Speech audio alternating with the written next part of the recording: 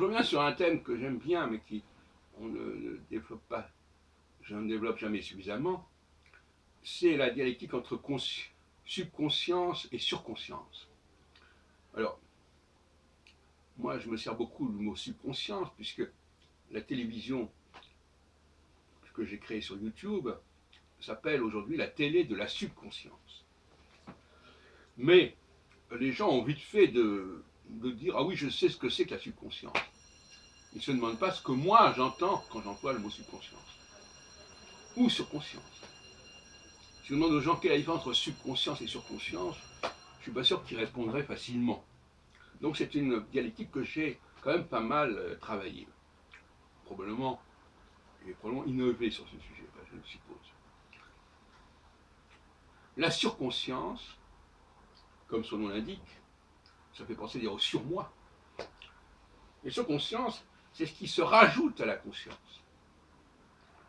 Et toute forme d'addition est évidemment problématique, et totalement aliénante, quelque part.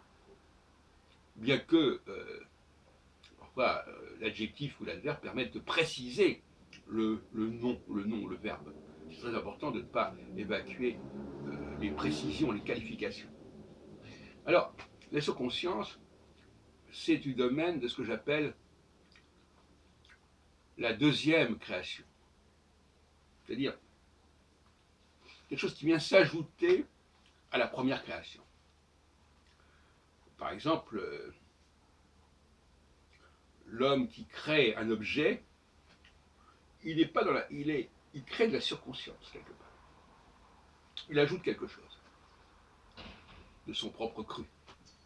Et j'ai dit plusieurs fois que le Dieu des Hébreux, le Dieu des prophètes, ne supporte pas que l'homme fabrique des choses par lui-même. C'est un outrage pour lui, c'est une désobéissance. En revanche, la subconscience, c'est la reconnaissance que les choses qui sont déterminées par ailleurs et qui ne dépendent pas de nous, mais nous dépendons d'elles, cette fois-ci, existent.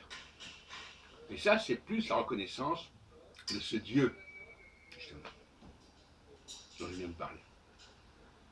Donc reconnaître ce que je dois à la subconscience, c'est prendre ma distance par rapport à ce que je dois à la surconscience, et inversement.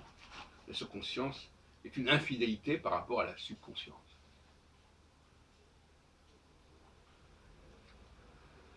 De toute manière, on pourrait dire que la subconscience est de l'ordre de la parole, et la surconscience de l'ordre de l'écrit. Parce que l'écrit, c'est une façon de figer la parole. Et en plus, bien plus grave que cela, ça permet à d'autres personnes de s'emparer de ma parole parce qu'elle a été écrite et de se l'approprier. Là, on est dans la surconscience.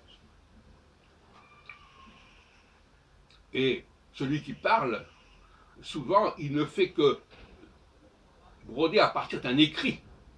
Ça ne vient pas de lui. Faites attention, il y a ceux qui parlent avec leur propre tripe et ceux qui parlent parce qu'ils ont un écrit qu'ils suivent. Ce sont deux humanités totalement différentes. Pour se rapprocher, ça peut être aussi les hommes et les femmes, quelque part, cette dualité. L'auteur et le comédien.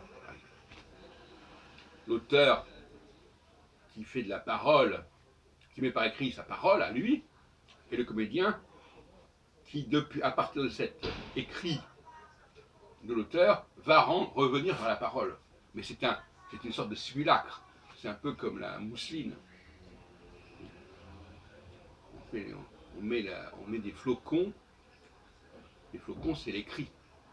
Et puis on rajoute de l'eau et l'eau redonne une apparence de nature, naturelle à la purée. Donc, la surconscience fait souvent obstacle, écran par rapport à la connaissance de la subconscience. Elle se substitue éventuellement à elle. Donc on n'est pas dans le langage psychanalytique ici. Enfin, pas directement. On n'est pas en train de dire que les gens ont dans la tête, on n'est pas dans l'inconscient collectif. Encore que l'inconscient collectif, quelque part, fasse penser à la subconscience, mais pas totalement non plus. Il s'agit d'autre chose.